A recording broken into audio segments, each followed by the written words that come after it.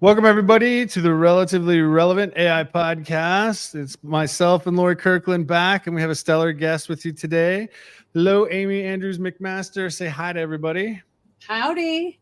So we are lucky and blessed to have Amy come talk to us today about friction in the business environment.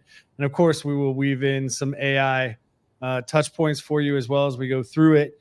But we spent some time pre-gaming, not that kind of pre-gaming, before we hit record. And so we decided that we wanted to talk about conflict in the workplace. And so, Amy, I figured maybe a good place to start is, why was that when we were pre-gaming, we were talking about it, why was that something that was top of mind for you? What was the genesis? Oh yeah, man. I just had a lot of my one-on-one coaching conversations have been role playing, thinking through, strategizing.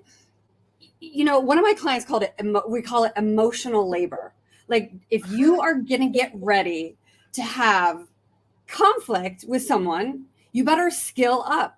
You know what I mean? You better expand your capacity to be with discomfort and to try to say the right thing, right? Because we all have triggers. And so we want to say the things as skillfully as we can. But we need to say the things. That's the problem. People are not saying the things, and that is wasting bandwidth in organizations. It's wasting bandwidth, but it's also energy invested where we're sitting here. Because I can think of situations where I'm sitting there going, okay, how do I say this in the least offensive or explosive way possible? And I'll spend just as much time thinking about that as whatever happens, like whatever comes out and happens. And we're losing time. We're losing creativity and energy on that. Or how about when you're in meetings and you literally can feel the whole group is watching everybody avoiding saying something that if you had just said it without emotion and you just say, how do we deal with the fact that we have two groups that while everyone's working their hardest, they're not working well together? Mm-hmm. And I feel like sometimes we watch people avoid that in meetings. And as you guys both just said, we spend a lot of energy to not have the conflict rather than just saying what's there. What do you think, Amy? What do you think is the root of that, or why that even happens? Yeah. Let me say something that came up for me when you were saying that. So we're in the meeting, right? People are avoiding saying the thing, and they're like, "Oh, let's just play nice. We'll be in our silos." And then when we go, there'll be a lot of back channeling. But the thing is, if the conflict finally comes up, then there's a second thing. So we either avoid the conflict or we try to rush through it like freight train speed, like, holy shit, Lori said the thing. Let's let's move through it. And so we get on the bullet train, and now we're all trying to just speed through it. So, we need to be in the messy middle of, holy shit, this is uncomfortable, but it's finally been said. So let's get all the perspectives on the table, right? And let's see, we go into solutioning too fast. We either avoid it or we go hyperspeed into solutioning. Everyone needs to take a nice deep breath and go, ooh, guess who's here? Some conflict, right? And so what did you learn about conflict when you were younger? What have you, there's a lot of layers around conflict.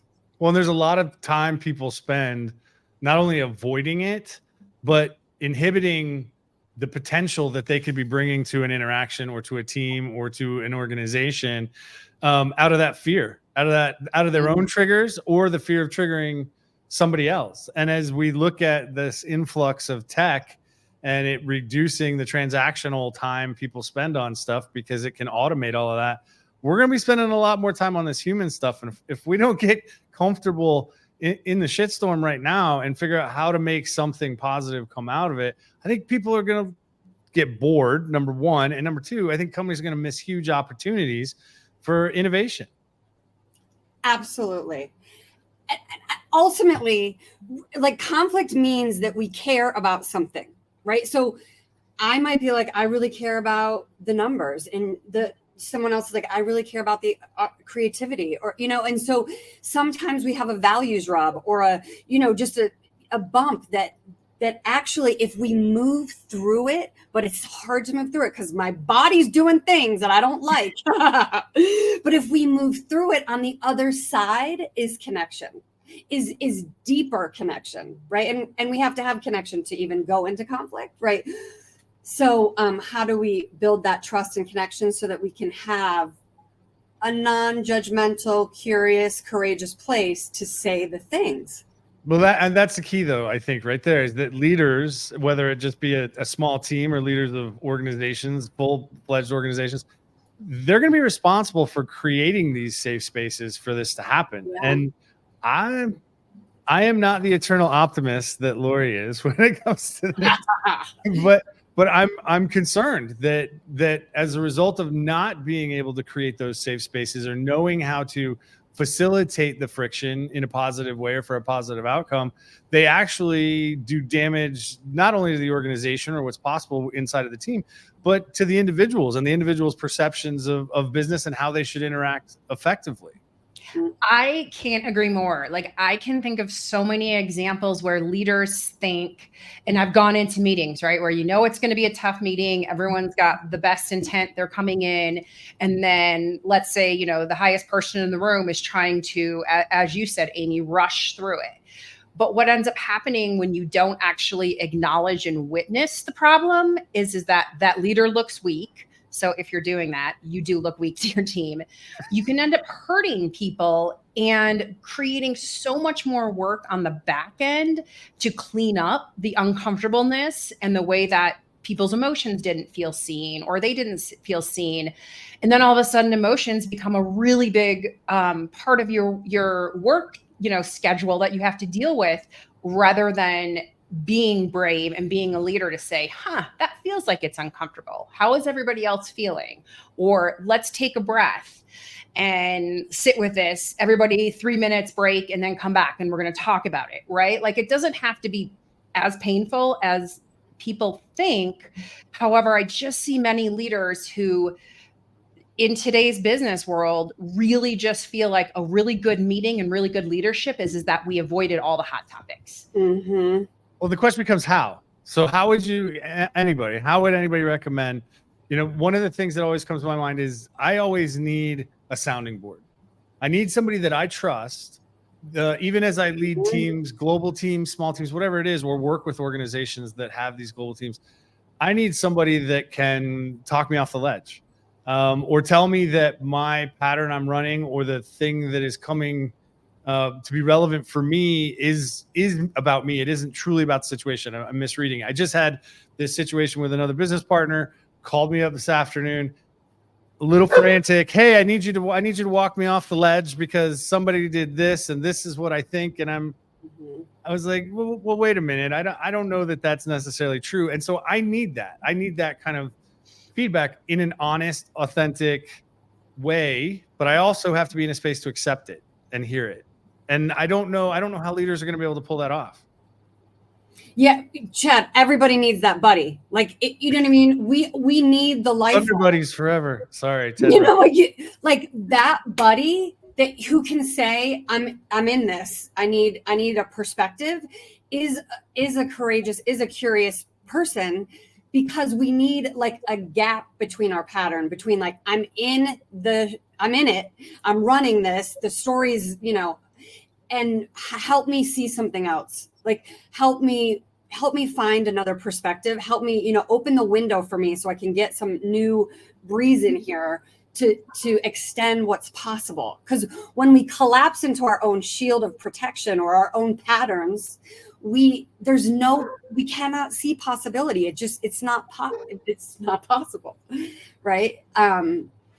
Yeah. And something that you said, Laura, I wanted to say about, I think you said like building trust and then repairing trust. You were like, it's way bigger to repair trust. And I want to highlight that. Like, building trust is one emotional labor, but like repairing trust, I would say, is 2 to 3 times more emotional labor than the building on the front end.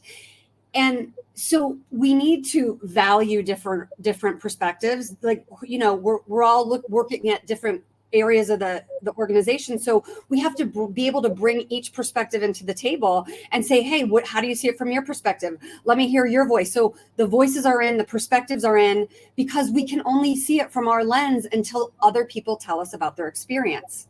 So we got to invite those experiences in so that we can value people so that they don't disengage. Give me some ideas. So I'm running a pattern over here. I can see a type of leader, right, where they're convinced that they know the answer and they want to run to solutions. So give me, I don't know, either of you, like some ideas of like, what do you think some things we could do to like break that in a meeting where somebody is, I mean, clearly just wants to get to their solution. Like, right. Because so much of it is just like you have to shift or move or get the energy changed up a little bit. Otherwise, they're going to hammer it straight to the solution. Right. Everyone else isn't going to be heard. You guys got any ideas?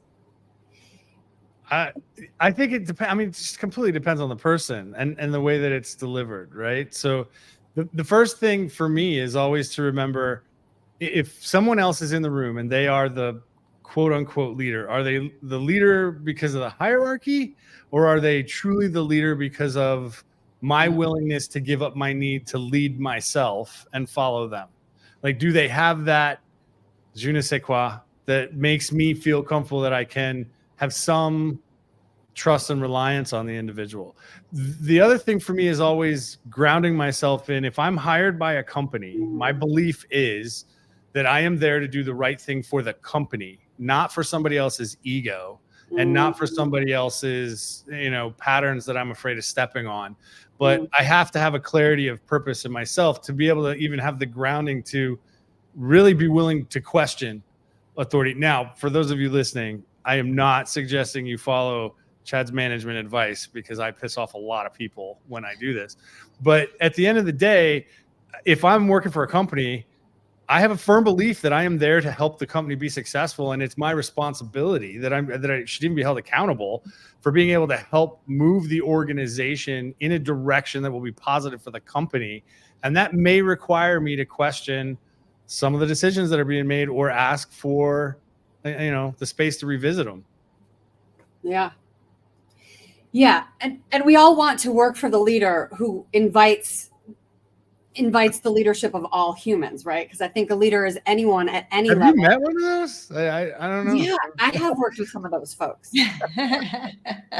They're so delightful. They're like a diamond in the rough, right? No, they are.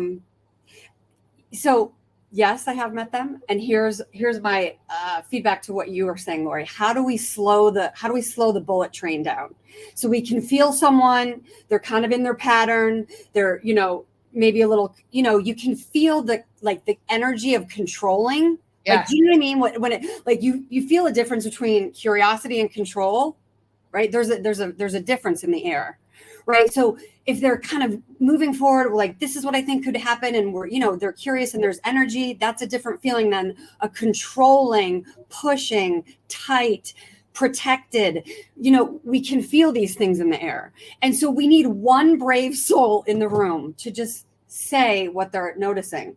I'm noticing we're really moving towards what feels like solutioning. I'm curious if we could, before we do that, if we could invite a few more perspectives in the room, and just taking a breath. And that takes some cojones, right? So, I mean, we need people who can do that, because what's happening in your body? Let's think about the somatics of this. Physiology, my heart is beating. My voice might start to crack. I might get spot, because I'm going to say, hey, I'm curious if we could slow down. I mean, really your goal is like, I'm curious if we could slow down. So maybe you could just say that. I can feel the movement towards solutioning. I'm wondering if we can pause right here for a second and invite a couple more things in. I have an idea. I'm wondering if anyone else does. So do you think it might be effective? Because I mean, as I'm thinking through, like, I can remember doing this in certain situations, instead of trying to do it in a way that makes anyone else feel overly challenged or overly less than, I often ask for clarification for myself. I'll say, hey, wait, hold on a sec. I'm not sure I'm It's my small little brain. I'm not sure I'm caught up with everybody. Can we back up a second? And I want to make sure I'm clear on this, because I don't feel like I'm tracking with everybody. So is it make self-deferential? Is that potentially a tactic in certain situations? Yeah. I think it is, but and I want to say something about that, because I think people do that, and I think it's a beautiful possibility. And I think we want people to stand their sacred size. So we don't want people to shrink, and we don't want people to puff up. So like, can you say that without like self-deprecation, or like does that feel actually in alignment with what's true for you right now? No. I mean, Right. in So that's very rare instances, maybe. But I'm gonna have to go back and look at the transcript. That phrase you just used, I love it. Embracing the size, because I got more than enough size for most people. But I would literally be, if I were being true to me, I'd be like, so hold on, what the F are you thinking right now? Right. And so we got to find the middle between that those would two. be The middle of Well, those statements. so. And I'm a Libra. It's all extremes over here. Well, Amy, I was going to say, like, I just think of all of the like self-talk, and like, if you're like, I'm going to be the brave one, right? Like I've been in the position where it's my job to be the brave one and be like, I got to bring the group along. And then you have all the like talk in your head, right? Mm-hmm. And I think the most important thing for any human is when we actually stop and are like, oh, I'm actually just talking in my head a lot. Hold up. Let me take a breath and then say what I want to say. But that doesn't always happen, right? Like as humans, we race through things because we're like, I also want to just get through my own fear of what if I sound stupid, or do I have the right worth to say that?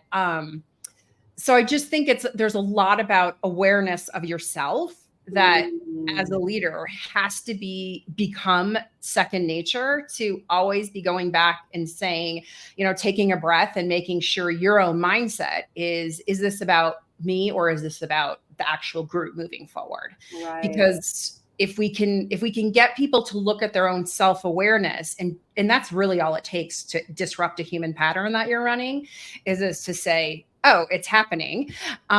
Then you have way more possibilities.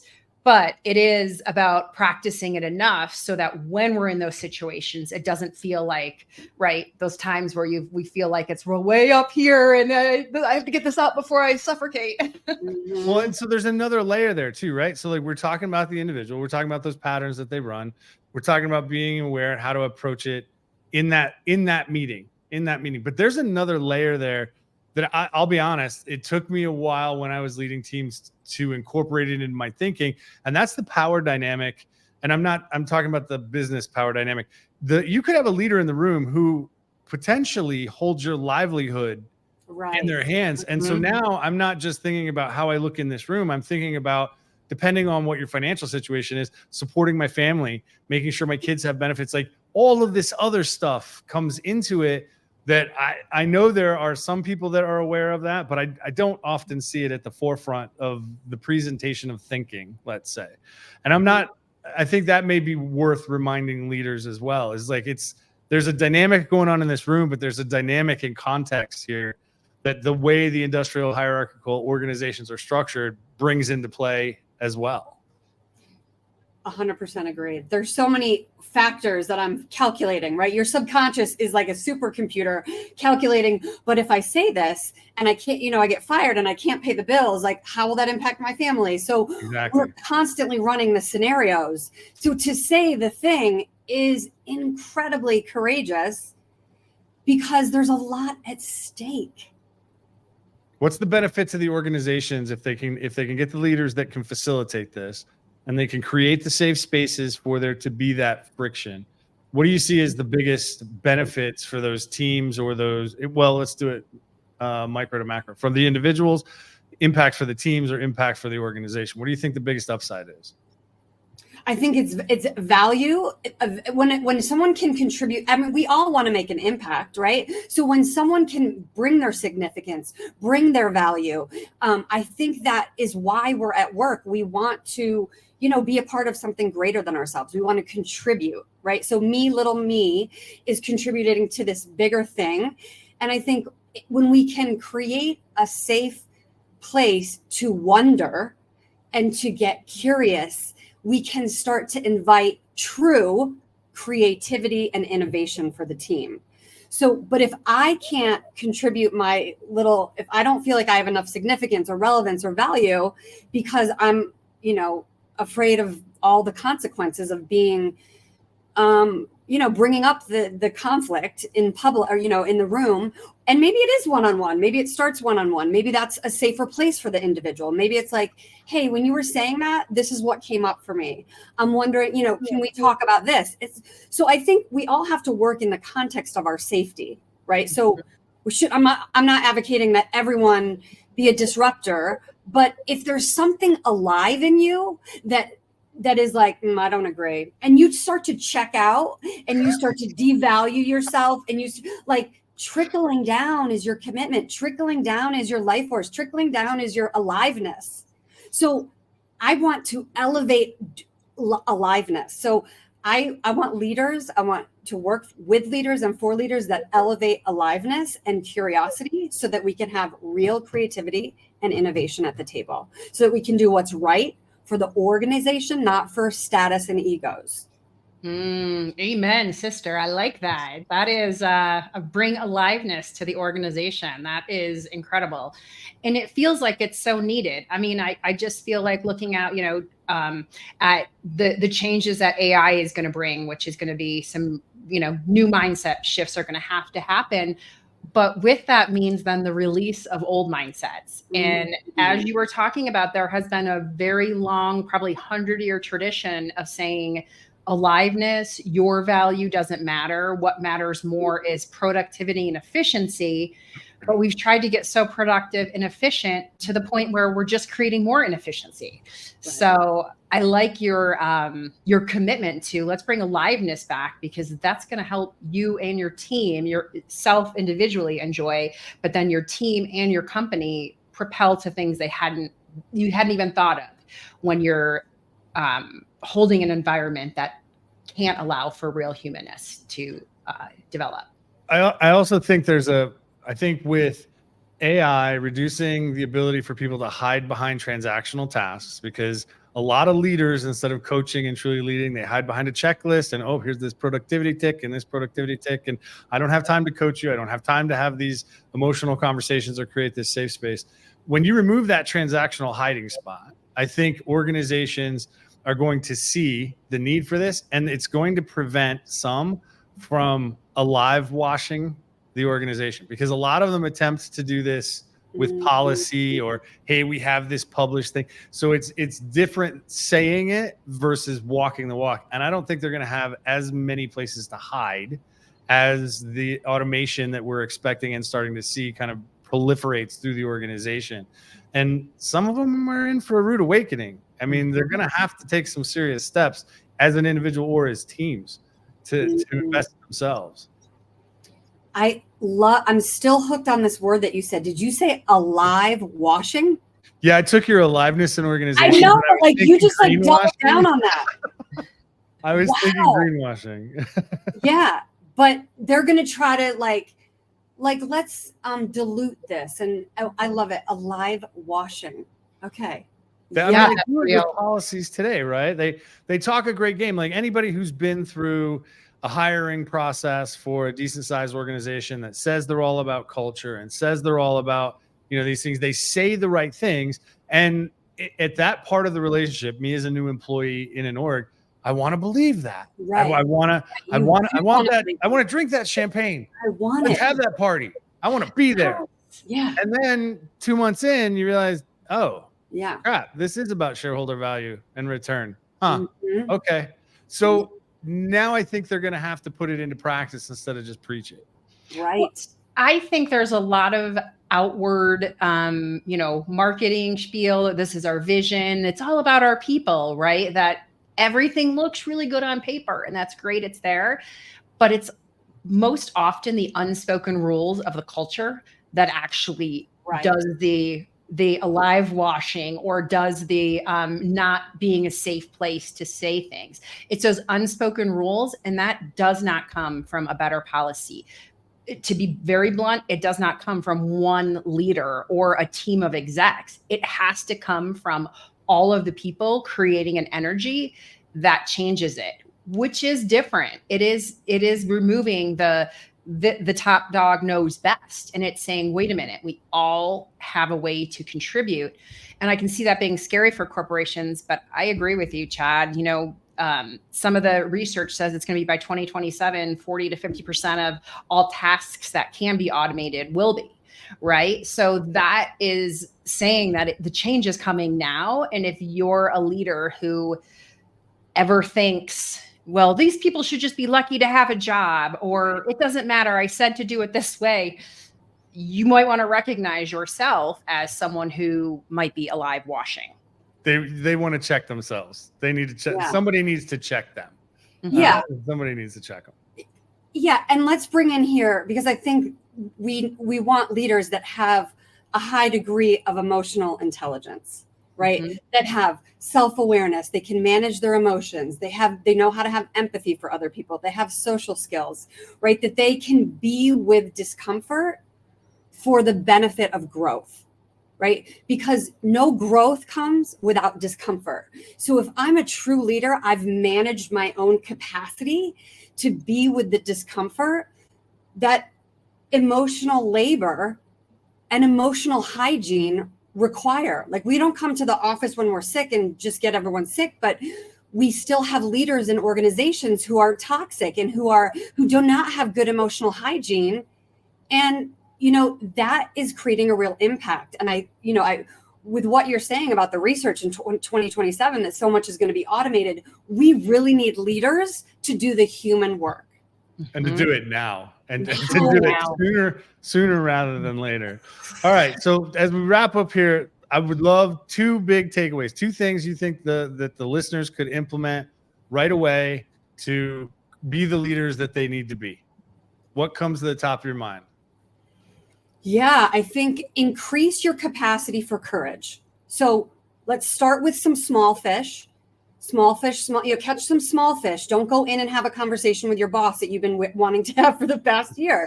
Build your muscle, build your courage muscle, right? And really look at your own emotional intelligence. Like, look at those 4 pillars. What is it? How would you add value by being able to navigate your own emotional landscape with more skillfulness? Like, how do you need to skill up for that conversation that your aliveness is inviting you towards? What are you longing for? Listen to your longing. Follow your aliveness. I love it. Lori, anything you'd add? I just like it. Amy referenced the quadrant of the emotional, or the emotional, what is it? Intelligence, quadrant. Yeah, and I just would remind people that most of corporate work today has really been focused on the outer of how do you manage other people, but 50% of that quadrant is how do you calm the inner war that's going on within you, so you actually have the capacity to take on and view different perspectives. So that would be my advice is as Amy was saying, practice the courage muscle. I would say also practice being courageous with yourself to say, what is one thing that I might be able to come to peace with, so that when others are interacting with me, I'm not throwing that energy out at them. I love it. Awesome. Amy, thank you so much for taking the time to be here today. It's been an absolute pleasure. Thanks for having me. You guys are great conversationalists. Great job. Well, maybe we should do it again. Do it again. All right. We'll talk to y'all soon. Thank you.